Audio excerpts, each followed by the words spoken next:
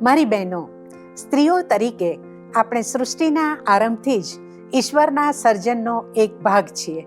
આપણે ઈશ્વરના માટે મૂલ્યવાન છીએ. તે આપણને પ્રેમ કરે છે અને આપણે ઈશ્વરના માટે મૂલ્યવાન છીએ.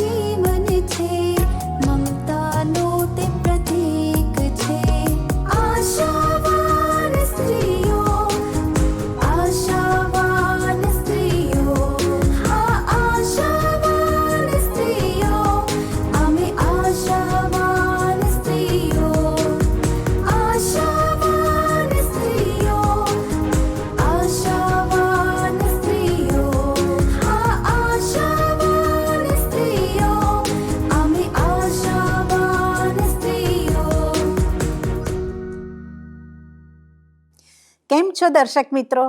આશાવાન સ્ત્રીઓ કાર્યક્રમમાં આપ સર્વનું સ્વાગત છે. આજે આપણે એક એવા વિષયમાં વાર્તાલાપ કરવા જઈ રહ્યા છીએ જે સ્ત્રીઓ માટે ખૂબ જ જરૂરી છે. આપણે કેટલાક બાઇબલ આધારિત સત્યો જોઈશું જેની સ્ત્રીઓ તરીકે આપણે ઘણીવાર અવગણના કરીએ છીએ.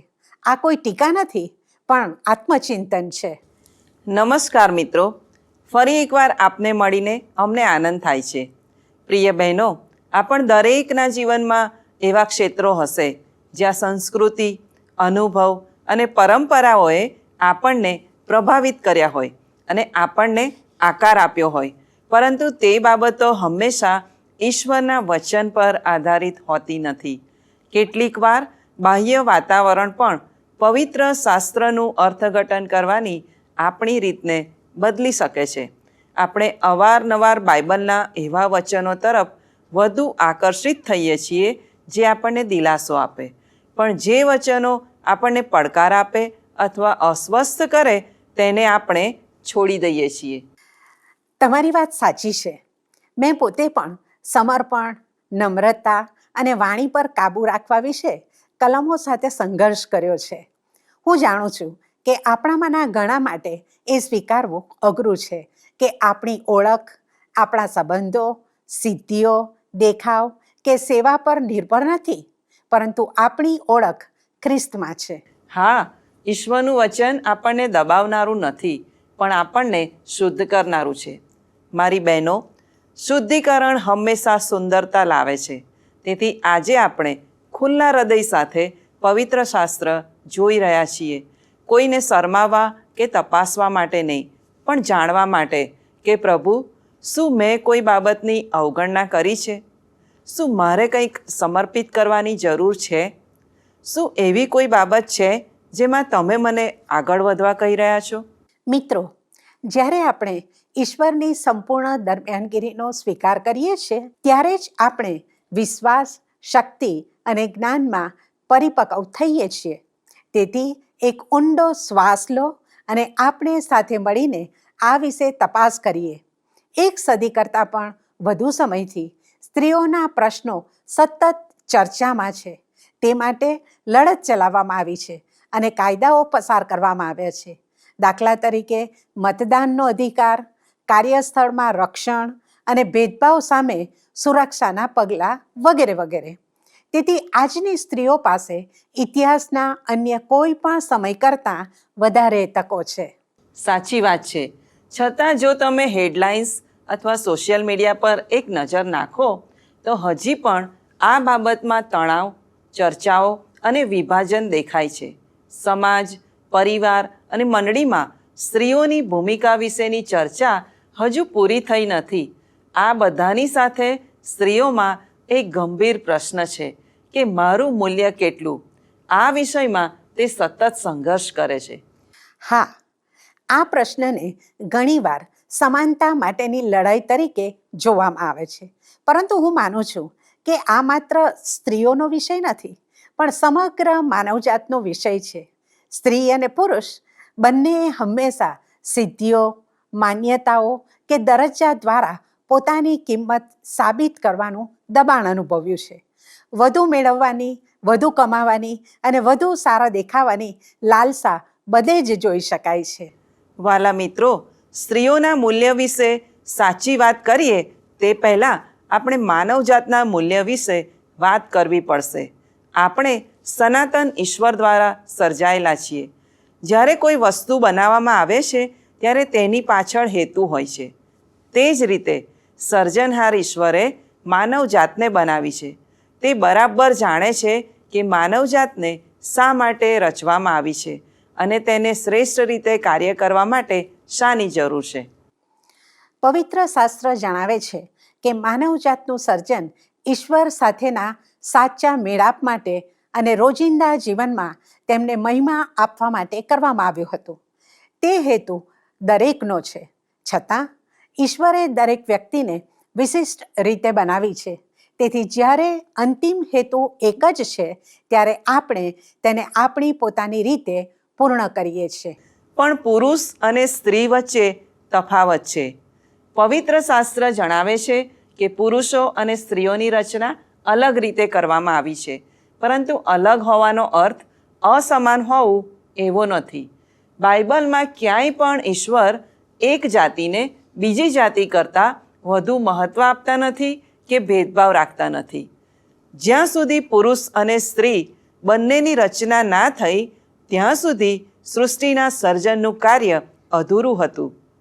પ્રિય બહેનો, આજે આપણે સ્ત્રીઓની શક્તિઓ, દ્રષ્ટિકોણ અને વિશિષ્ટ કૃપાદાનો વિશે વાત કરવાના છીએ. ઈશ્વર આપણને સ્ત્રીઓ તરીકે કેવી રીતે જુએ છે? આ પ્રશ્નોના જવાબ મેળવવા માટે આપણે પહેલાં સમગ્ર પવિત્ર શાસ્ત્ર પર નજર નાખવી પડશે. જેમ આપણે બાઇબલ વાંચીએ છીએ તેમ આપણને સમજાય છે કે ઈશ્વરની વાર્તામાં સ્ત્રીઓએ હંમેશા મહત્વની ભૂમિકા ભજવી છે. હવાથી લઈને મરિયમ સુધીની અગણિત સ્ત્રીઓના જીવનોએ દરેક પેઢીઓને પ્રેરણા અને પડકાર આપ્યા છે. મોટા ભાગના લોકો જ્યારે બાઇબલ વિશે વિચારે છે ત્યારે ઘણીવાર પુરુષો એટલે મૂસા, ઇબ્રાહિમ, દાઉદ, પાઉલ, યહોશુઆ વગેરે વિશે પહેલાં વિચારે છે. પુરુષ શબ્દ વારંવાર જોવા મળે છે. 12 શિષ્યો પુરુષ હતા અને ઘણી વાર્તાઓ પણ પુરુષો કેન્દ્રિત છે. પરંતુ જ્યારે આપણે બાઇબલનો ખરેખર અભ્યાસ કરીએ ત્યારે આપણે જોઈ શકીએ છીએ કે સ્ત્રીઓ વિના બાઇબલની ઘણી ઘટનાઓ અસ્તિત્વમાં ન હોત. ઉદ્ધારની વાર્તા પણ સ્ત્રીની હિંમત, વિશ્વાસ અને કરુણા સાથે વણાયેલી છે. બાઇબલમાં પણ સ્ત્રીઓએ અસાધારણ મુશ્કેલીઓનો સામનો કર્યો હતો. સારાએ બાળક માટે દાયકાઓ સુધી રાહ જોઈ અને વૃદ્ધાવસ્થામાં દીકરાને જન્મ આપ્યો. રાહાબે ઇઝરાયેલના જાસૂસોને બચાવવા માટે પોતાનો જીવ જોખમમાં મૂક્યો. કેટલીક સ્ત્રીઓએ સાંસ્કૃતિક મર્યાદાઓ, વ્યક્તિગત નુકસાન અને સામાજિક અસ્વીકાર સહન કર્યો. છતાં તેઓ નિરાશ થયા નહીં. આ સ્ત્રીઓનો વિશ્વાસ તેમને આગળ લઈ ગયો. તેમની વાર્તાઓ આજે પણ આપણને આશા અને શક્તિ આપે છે કે ઈશ્વર સ્ત્રીઓ દ્વારા શક્તિશાળી રીતે કાર્ય કરે છે, જેમને જગત કદાચ અવગણે છે. હવે આપણે જોઈએ કે બાઇબલ ખરેખર સ્ત્રીઓ વિશે શું કહે છે. તે માટે આપણે પ્રથમ સદીના પેલેસ્ટાઇન તરફ પાછા જઈએ, જ્યાં સ્ત્રીઓ સાથે ઘણીવાર એક મિલકત અથવા આશ્રિતો જેવો વ્યવહાર કરવામાં આવતો હતો. આજે પણ ઘણા દેશોમાં સ્ત્રીઓની સ્થિતિ આવી છે. સ્ત્રીની કિંમત સામાન્ય રીતે લગ્ન અને બાળજન્મ સાથે જોડાયેલી હતી. અપરિણિત, વિધવા અથવા નિસંતાન સ્ત્રી સરળતાથી ઉપેક્ષિત બનતી હતી. હકીકતમાં પરંપરાગત યહૂદી પુરુષો સવારમાં એવી પ્રાર્થના કરતા કે હે પ્રભુ, તારો આભાર કે તે મને સ્ત્રી બનાવ્યો નથી. પણ ઈસુ તેઓથી અલગ હતા. તેમણે સતત તે અદૃશ્ય બંધનોને તોડ્યા. લૂક 8માં જે સ્ત્રી 12 વર્ષથી લોહીવાથી પીડાતી હતી તેનું ઉદાહરણ લો. તેને ધાર્મિક રીતે અશુદ્ધ અને સામાજિક રીતે અલગ ગણવામાં આવતી હતી. જ્યારે તેણે વિશ્વાસથી ઈસુના વસ્ત્રને સ્પર્શ કર્યો ત્યારે ઈસુ તેની અવગણના કરી શક્યા હોત અથવા જાહેરમાં તેને ઠપકો આપી શક્યા હોત, પણ તેમણે તેને શોધી કાઢી અને તેને દીકરી કહીને સંબોધી. એક જ શબ્દમાં તેમણે તેનું મૂલ્ય પાછું આપ્યું અને તેના વિશ્વાસની પ્રશંસા કરી. ઈસુએ માત્ર તેને સાજાપણું આપ્યું એટલું જ નહીં, પણ તેને મૂલ્યવાન બનાવી. મારી બહેનો, મગદલાની મરિયમ માટે પણ એવું જ હતું. તેને 7 ભૂતો વળગેલા હોવાથી સમાજમાં તેનો ત્યાગ કરવામાં આવ્યો હતો. ઈસુએ તેને મુક્ત કર્યા પછી તે તેમની સમર્પિત અનુયાયી બની. તે જ રીતે મંદિરમાં 2 દમડી અર્પણ કરનાર ગરીબ વિધવાને પણ મોટાભાગના લોકોએ અવગણી હતી, પણ ઈસુએ અસાધારણ વિશ્વાસના ઉદાહરણ તરીકે તેને રજૂ કરી. તેનું કારણ એ છે કે ઈસુએ સ્ત્રીઓને ક્યારેય ગૌણ કે ઉતરતી કક્ષાની ગણી નહોતી. તેઓ તેમની દ્રષ્ટિમાં મૂલ્યવાન હતી. મિત્રો, જ્યારે લાજરસ મૃત્યુ પામ્યો ત્યારે ઈસુએ મરિયમ અને માર્થાના દુઃખને સાંભળ્યું. તેઓ જાણતા હતા કે તે લાજરસને મોયેલામાંથી સજીવન કરશે. તેમ છતાં તેમણે તેમના શોકને નકારી કાઢ્યો નહીં, પણ તેઓ તેમની સાથે રડ્યા. આ તેમની સહાનુભૂતિ પ્રગટ કરે છે. તેઓ તેમના દુઃખમાંથી ઉતાવળે પસાર થઈ જવાને બદલે તેમના દર્દમાં સહભાગી થયા. તે જ રીતે વધસ્તંભ પર અસહ્ય વેદનાની વચ્ચે પણ તેમણે પોતાની માતા મરિયમ માટે વ્યવસ્થા કરી અને તેની જવાબદારી યોહાનને સોંપી. તેમની અંતિમ ક્ષણોમાં પણ તેઓ તેની સુરક્ષા અને સુખાકારી વિશે વિચારતા હતા. આપણે હંમેશા ઈશ્વરના વિચારોમાં હોઈએ છીએ. કેટલી અદ્ભુત વાત! ચોક્કસ. ઈસુના સમયમાં જ્યારે ધાર્મિક શિક્ષણ માત્ર પુરુષો માટે અનામત હતું, ત્યારે ઈસુએ સ્ત્રીઓને શિષ્યો તરીકે તેમના ચરણોમાં બેસવાની મંજૂરી આપી. સ્ત્રીઓએ પણ તેમની સાથે મુસાફરી કરી અને તેમની પાસેથી શીખી. તેઓએ ઈસુને ટેકો આપ્યો અને સેવા કાર્યમાં ભાગ લીધો. યોહાના, સુસાના અને સલોમી જેવી કેટલીક સ્ત્રીઓએ ઈસુ અને તેમના શિષ્યો માટે આર્થિક મદદ પણ પૂરી પાડી. મરિયમ અને માર્થાએ તેમના માટે પોતાના ઘરના દ્વાર ખોલ્યા. સાચી વાત. ઈસુના પુનરુત્થાન અને સ્વર્ગારોહણ પછી પણ શરૂઆતની મંડળીમાં સ્ત્રીઓ હાજર રહી. તેઓએ શિષ્યો સાથે પ્રાર્થના કરી અને મંડળીના વિકાસમાં સક્રિય ભાગ લીધો. કૂવા પાસેની સમરૂની સ્ત્રીનો વિચાર કરો. તે માત્ર એક સમરૂની હોવાથી ઘણા યહૂદીઓ તેને ધિક્કારતા હતા અને તેનું વ્યક્તિગત જીવન પણ સારું નહોતું. તેમ છતાં ઈસુ ઈરાદાપૂર્વક તેને મળે છે અને પોતાને મસીહ તરીકે પ્રગટ કરે છે. તેની સાક્ષીથી તેના આખા શહેરના લોકો ઈસુ પર વિશ્વાસ કરે છે. વાલી બહેનો, જ્યારે આપણે શીખી રહ્યા છીએ કે ઈસુ સ્ત્રીઓને કેટલી મૂલ્યવાન ગણે છે, ત્યારે મને એક વાયોલિનની જૂની વાર્તા યાદ આવે છે. તે વાયોલિન જૂનું હતું અને મેજ પર ધૂળ ખાઈ રહ્યું હતું. તેની હરાજી કરવામાં આવી, પણ કોઈને તેમાં રસ નહોતો. લોકોએ તેના માટે ખૂબ ઓછી કિંમત કહી. તેથી હરાજી કરનાર માણસ આગળ વધવાની તૈયારીમાં જ હતો. ત્યાં જ તે વાયોલિન બનાવનાર પોતે આગળ આવ્યો. તેણે તેને ઉપાડ્યું, તેના તાર ખેંચ્યા અને વગાડવાનું શરૂ કર્યું. અચાનક આખા રૂમનું વાતાવરણ બદલાઈ ગયું. તેમાંથી અત્યંત મધુર અને સુંદર સંગીત હવામાં ગુંજવા લાગ્યું. જે વાયોલિન થોડી ક્ષણો પહેલાં નકામું લાગતું હતું, તેણે હવે સૌને મંત્રમુગ્ધ કરી દીધા. તે પછી તેની હરાજી ફરી શરૂ થઈ. ત્યારે તેની કિંમત આસમાને પહોંચી ગઈ. શું થયું? તે વાયોલિન બદલાયું નહોતું, તે નવું થઈ ગયું નહોતું, પણ તેના બનાવનારે તેનો સાચો અવાજ પ્રગટ કર્યો. તેણે દરેકને બતાવ્યું કે તેમાં કેટલો સુંદર અવાજ હતો. મારી બહેનો, સ્ત્રીઓ સાથે પણ આવું જ બને છે.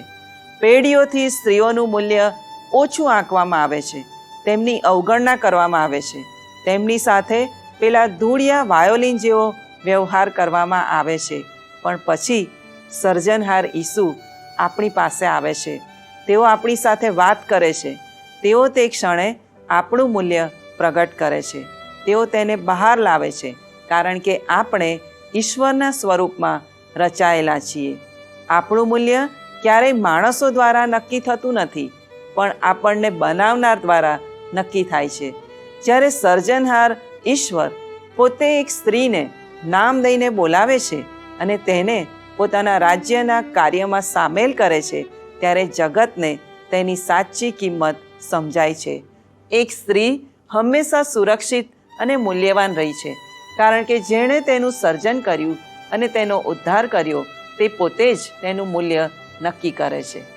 પ્રિય મિત્રો, શું તમને ખબર છે કે ઈસુના પુનરુત્થાનમાં ખાલી કબરની પ્રથમ સાક્ષી સ્ત્રીઓ હતી? તેમાં મરિયમ માગદાલેન અને ઈસુની માતા મરિયમ પણ સામેલ હતી. તે સમયમાં સ્ત્રીઓની સાક્ષીને અદાલતમાં ઘણીવાર નકારી કાઢવામાં આવતી હતી, પણ સજીવન થયેલા ઈસુએ તેઓને જ પ્રથમ સાક્ષી તરીકે પસંદ કરી. ઈસુએ આ સ્ત્રીઓને તે જવાબદારી માટે લાયક ગણી હતી.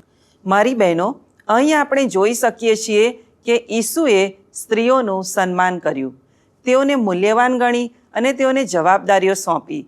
તે દ્વારા ઈસુએ એક પાયાનું સત્ય પ્રગટ કર્યું કે ઈશ્વરના રાજ્યમાં સામાજિક દરજ્જા કે જાતિ દ્વારા માણસનું મૂલ્ય નક્કી થતું નથી, પણ આપણે ઈશ્વરના સ્વરૂપ પ્રમાણે રચાયેલા હોવાને કારણે અને ખ્રિસ્ત દ્વારા ઉદ્ધાર પામવાને કારણે મૂલ્યવાન બન્યા છીએ. શું તમે તમારું સાચું મૂલ્ય જાણો છો? આવો પ્રાર્થના કરીએ. સર્જનહાર ઈશ્વર, તમે ખાસ રીતે સ્ત્રીઓનું સર્જન કર્યું છે, તે માટે અમે તમારો આભાર માનીએ છીએ. તમે વધસ્તંભ ઉપર કિંમત ચૂકવીને અમને તમારી દીકરીઓ થવાનો અધિકાર આપ્યો, તે માટે આભાર. તમારી દ્રષ્ટિમાં અમે મૂલ્યવાન છીએ તે સમજવા અમને સહાય કરો. ઈસુના નામમાં માંગુ છું. આમીન.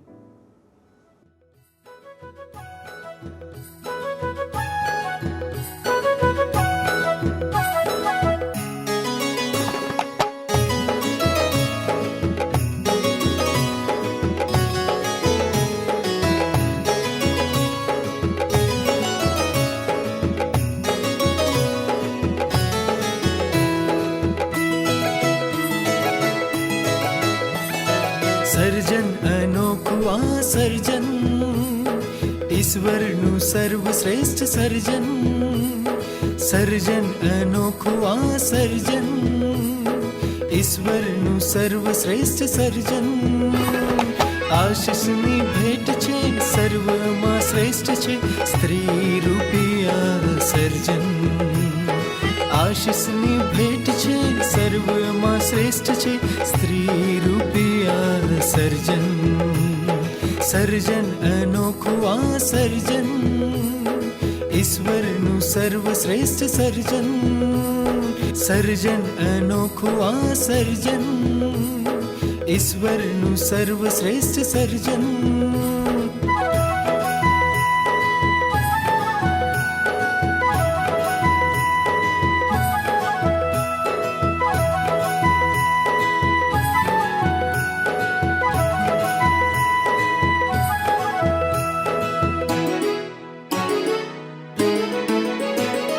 હાન્નાની પ્રાર્થના દેવે સુણી, તેની વિનંતી પરિપૂર્ણ કરી. અદ્ભુત સમર્પણ શમુએલ તણું, મહિમા પ્રભુનો કર્યો તેને ધરી. હાન્નાની પ્રાર્થના દેવે સુણી, તેની વિનંતી પરિપૂર્ણ કરી. અદ્ભુત સમર્પણ શમુએલ તણું, મહિમા પ્રભુનો કર્યો તેને ધરી. મહિમા પ્રભુનો કર્યો તેને ધરી. સર્જન અનોખું આ સર્જન, ઈશ્વરનું સર્વશ્રેષ્ઠ સર્જન. સર્જન અનોખું આ સર્જન, ઈશ્વરનું સર્વશ્રેષ્ઠ સર્જન.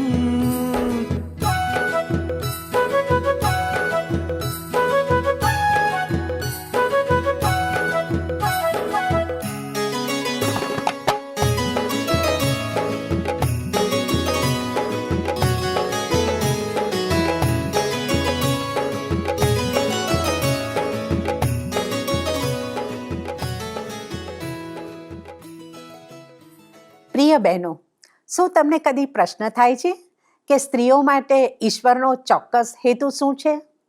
ઉત્પત્તિ 2:18 ઈશ્વર કહે છે, માણસ એકલો રહે તે સારું નથી, હું તેને યોગ્ય એવી એક સહાયકારી સૃજાવીશ.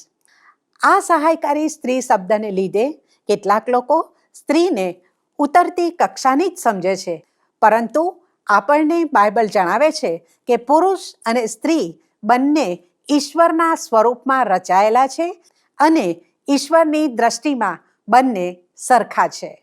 મિત્રો, કેટલીક વાર સમાજ સ્ત્રીને માત્ર ઘરકામમાં મદદ કરવા પૂરતી સીમિત કરી દે છે, પરંતુ ઉત્પત્તિ 2:18 વપરાયેલો હિબ્રુ શબ્દ એઝેર છે.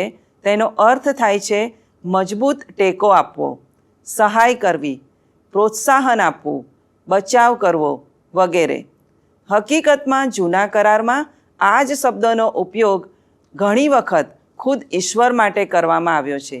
તે મુશ્કેલીના સમયે પોતાના લોકોને માટે મદદગાર છે. સરસ. તેથી જ્યારે ઈશ્વર સ્ત્રીને એઝેર કહે છે, ત્યારે તેઓ તેને ઉતરતો દરજ્જો નથી આપતા. તેઓ તેને એવી શક્તિ આપે છે જે ટકાવી રાખે છે, રક્ષણ આપે છે, મજબૂત બનાવે છે અને જે ઈશ્વરના સ્વભાવને પ્રગટ કરે છે. એસ્તેર, દબોરા અને રાહાબ જેવી સ્ત્રીઓએ આ પ્રમાણે જીવી બતાવ્યું. તેઓએ રાષ્ટ્રોને બચાવ્યા, હિંમતથી નેતૃત્વ કર્યું અને ઇતિહાસને નવો વળાંક આપવામાં નિર્ણાયક પગલાં લીધા. આ જાણ્યા પછી પણ આપણે સ્ત્રીઓ તરીકે એક સંઘર્ષનો સામનો કરીએ છીએ, તે છે સંપૂર્ણ બનવાનું સતત દબાણ. સાચી વાત. સંપૂર્ણ રીતે સુંદર દેખાવાનું, પૂરતા બુદ્ધિશાળી બનવાનું અને પૂરતી સિદ્ધિઓ મેળવવાનું દબાણ. મારી બહેનો, આપણે ગમે તેટલા પ્રયત્ન કરીએ, પણ કોઈક તો એવું હશે જ જે આપણા કરતાં વધુ સુંદર, વધુ બુદ્ધિશાળી કે વધુ સફળ હશે.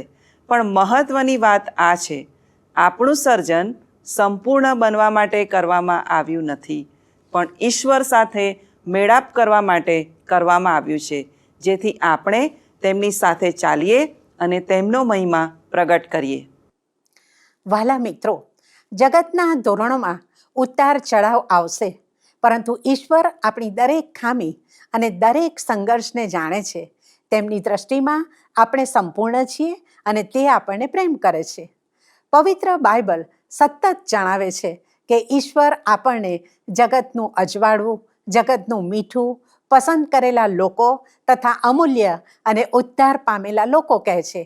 આપણે કદાચ નિષ્ફળ જઈએ, પણ ઈશ્વર અચળ હોવાથી તેમણે જે કહ્યું છે તે ક્યારેય બદલાતું નથી. કેટલાક લોકો એવું વિચારે છે કે હું જે છું તે બરાબર છું, પણ પવિત્ર શાસ્ત્ર એવું કહેતું નથી. આપણે પોતાની રીતે પૂરતા નથી, માટે જ આપણને ઈસુની જરૂર છે. 2 કોરિન્થી 5:17 આપણને યાદ અપાવે છે કે ખ્રિસ્તમાં આપણે નવી ઉત્પત્તિ છીએ. આપણે પોતાના પ્રયત્નો દ્વારા નહીં, પણ ઈશ્વરની કૃપા દ્વારા લાયક બન્યા છીએ.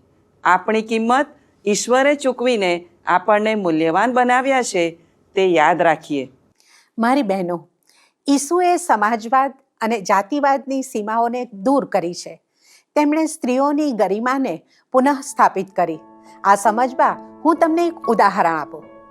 કલ્પના કરો કે એક માળી બગીચાના ફૂલછોડ વચ્ચેથી પસાર થઈ રહ્યો છે. તે એક નાના છોડ પાસે આવીને બેસે છે, તેનો ધ્યાનથી અભ્યાસ કરે છે અને વિચારે છે કે તે છોડ ક્યારે ખીલશે. તે જાણે છે કે જ્યારે તેને પોષણ મળશે ત્યારે તે મોટો થશે. તે છોડ પહેલેથી જ સૌથી ઊંચો અને આકર્ષક હોતો નથી, પણ માળી તે છોડમાં એવી બાબતો જુએ છે જે બીજા લોકો કદાચ ચૂકી જાય. જ્યારે પવિત્ર શાસ્ત્ર કહે છે કે આપણે પસંદ કરાયેલા છીએ, ત્યારે તેનો અર્થ આ જ છે. જો બાળક દત્તક લેવાની બાબત વિશે વિચારીએ તો એક બાળક પરિવારમાં પોતાનું સ્થાન કમાઈને મેળવતું નથી. તેને તેના માટે કોઈ પ્રદર્શન કરવાની જરૂર નથી, પણ તેને સ્વેચ્છાથી પસંદ કરવામાં આવે છે. તે જ રીતે ઈશ્વરનો પ્રેમ આપણને અનિચ્છાએ કે અકસ્માતે મળી ગયેલો નથી. ઈશ્વરે આપણને તેમના સ્વરૂપ પ્રમાણે બનાવ્યા છે અને ઈસુ ખ્રિસ્ત દ્વારા આપણો ઉદ્ધાર કર્યો છે. આપણે તેમની દીકરીઓ છીએ. મારી બહેનો, જો આપણે ઉત્પત્તિથી લઈને સુવાર્તા સુધીની વાર્તા તપાસીએ તો આપણે જોઈએ છીએ કે સ્ત્રીઓનું સર્જન ઈશ્વરના સ્વરૂપ અને પ્રતિમા તરીકે કરવામાં આવ્યું હતું. સમય જતાં સંસ્કૃતિએ તે સત્યને ભ્રષ્ટ કર્યું છે, પણ ઈસુ તેને પુનઃસ્થાપિત કરે છે. ગલાતી 3:28 આપણને યાદ કરાવે છે કે ઈશ્વરની નજરમાં સ્ત્રી અને પુરુષ બંને સમાન છે. તેથી કોઈ પણ સ્ત્રી ઉતરતી કક્ષાની નથી. આપણી કિંમત સૃષ્ટિના સર્જન વખતે જ નક્કી થઈ હતી અને વધસ્તંભ પર તેને સંપૂર્ણ કરવામાં આવી. કલ્પના કરો કે એક કાચો હીરો ધૂળમાં દટાયેલો હોય તો જે તેની કિંમત નથી જાણતું તેને તે નકામો લાગશે, પણ એક ઝવેરી તેને તરત જ ઓળખી લે છે. તેથી તે કાળજીપૂર્વક તેને બહાર કાઢે છે, સાફ કરે છે, આકાર આપે છે અને તેને ચમકાવવાનું કામ શરૂ કરે છે. હીરો તેની ચમક કમાઈને મેળવતો નથી, પણ તે તેની અંદર જ રહેલી છે. તે એક અમૂલ્ય રત્ન છે અને ઝવેરી તેની સુંદરતા દરેકની સામે પ્રગટ કરે છે. મારી વાલી બહેનો, ઈસુ આપણને આપણી સિદ્ધિઓ, દેખાવ અથવા સામાજિક માન્યતાને કારણે પ્રેમ નથી કરતા, પણ તે આપણા સર્જનહાર છે, તેથી આપણને પ્રેમ કરે છે. તેમણે આપણને વિશિષ્ટ રીતે અને ચોક્કસ હેતુ સાથે બનાવ્યા છે. જ્યારે તેઓ આપણા જીવનમાં કાર્ય કરે છે ત્યારે તેઓ હીરાને પોલિશ કરતા પેલા ઝવેરી જેવા છે. ગમે તેટલી ધૂળ અથવા ઉપેક્ષા તેની કિંમત ઘટાડી શકતી નથી. હીરો હંમેશા અમૂલ્ય જ રહે છે. પ્રિય બહેનો, તે હીરાની જેમ જ ખ્રિસ્તમાં દરેક સ્ત્રીની કિંમત સનાતન છે. આપણે અત્યંત મૂલ્યવાન અને પસંદ કરાયેલા છીએ. તેથી સ્ત્રીઓનું મૂલ્ય સંસ્કૃતિ, સિદ્ધિઓ અથવા અન્ય લોકોના મંતવ્યો દ્વારા નક્કી થતું નથી. ઈસુ તે સત્યને મજબૂત કરવા માટે આ પૃથ્વી પર આવ્યા હતા. વાલી બહેનો, સ્ત્રી ઈશ્વરને પાછળથી આવેલો કોઈ વિચાર નથી, પણ સૃષ્ટિના આરંભમાં જ તેનું સર્જન કરવામાં આવ્યું. આપણે ઈશ્વર દ્વારા પસંદ કરાયેલા, અમૂલ્ય અને પ્રેમ પામેલા છીએ. આપણું મૂલ્ય કમાઈને મેળવવાનું નથી, તે તો ઈસુ દ્વારા મળેલી મફત ભેટ છે. તેથી યાદ રાખો બહેનો, આપણો હેતુ દૈવી છે અને આપણું મૂલ્ય અટલ છે. ઈશ્વર તમને પ્રેમ કરે છે અને ઈશ્વરે તમને પસંદ કર્યા છે. આ જગત ક્યારેય તમારી પાસેથી તે છીનવી શકશે નહીં. આ વાત દરેક સ્ત્રીએ યાદ રાખવાની જરૂર છે. મારી બહેનો, અમારો સમય અહીં પૂરો થાય છે. આજનો એપિસોડ આપને કેવો લાગ્યો તે અમને ચોક્કસ જણાવશો. તે માટે અમારો સંપર્ક નંબર છે 94 29 37 55 12 9429375512. આ નંબર પર આપ અમને SMS, મિસ કોલ અથવા વોટ્સએપ પણ કરી શકો છો. આવતા સપ્તાહે ફરીથી મળીશું. ધન્યવાદ. શું તમને આ કાર્યક્રમ ગમ્યો? અત્યારે જ અમને મિસ કોલ કરો.